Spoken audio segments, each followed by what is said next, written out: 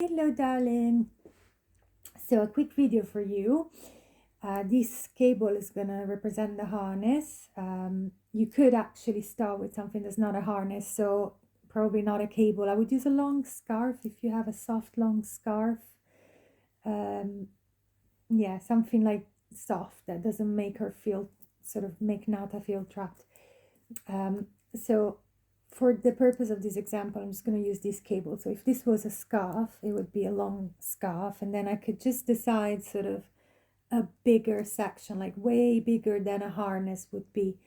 And there's a couple of ways, there's more than a couple, but a few ways you can do this. So what's happening right now when she shows hesitation towards the food is that even though it's the fish she eats, which is her favorite, you offer the fish, and that's we say that that's in the antecedent position. So this treat is the antecedent, is the cue. It signals availability for reinforcement if she performs the behavior of moving toward the fish. However, the harness goes on. And so what's happening is if she's feeling nervous about the harness, then that food to her signals that it's not just, yes, I get the fish, but also the scary consequence. For whatever reason, she's finding her harness scary right now. If it's the road, if it's any pain on her body. So what you can do is a couple of things.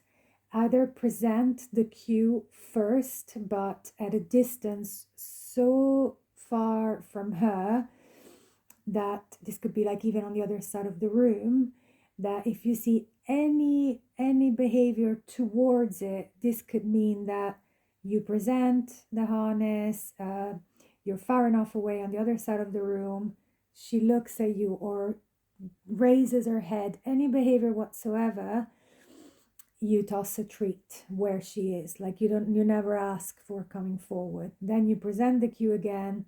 She, for instance, looks towards it, yes, and toss the treat away. And then present the cue. She elongates her neck towards it. Even if she's on the other side of a room, yes, toss food away. So every time you remove the harness too. Then you present it again, or the leash, the scarf. You present the cue again. She now sort of wants to come and sniff it. She takes 2 steps. Yes, food away, toss food away. So she can actually go away from the harness, collect the treat, and then she gets to decide if to come back or not.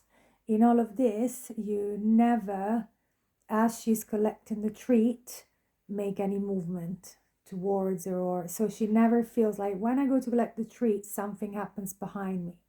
So just stay where you are when she's collecting the treats. And then when she reorients to you, it's almost like she tells you, okay, I'm ready for the next repetition. And if you're good at not making this ever pressuring, so you stay where you are, then she's the one who's doing all the work and she's free to choose. So harnesses or collars get poisoned because people put them on. They just go for it, and eventually this can happen, so to the best of us.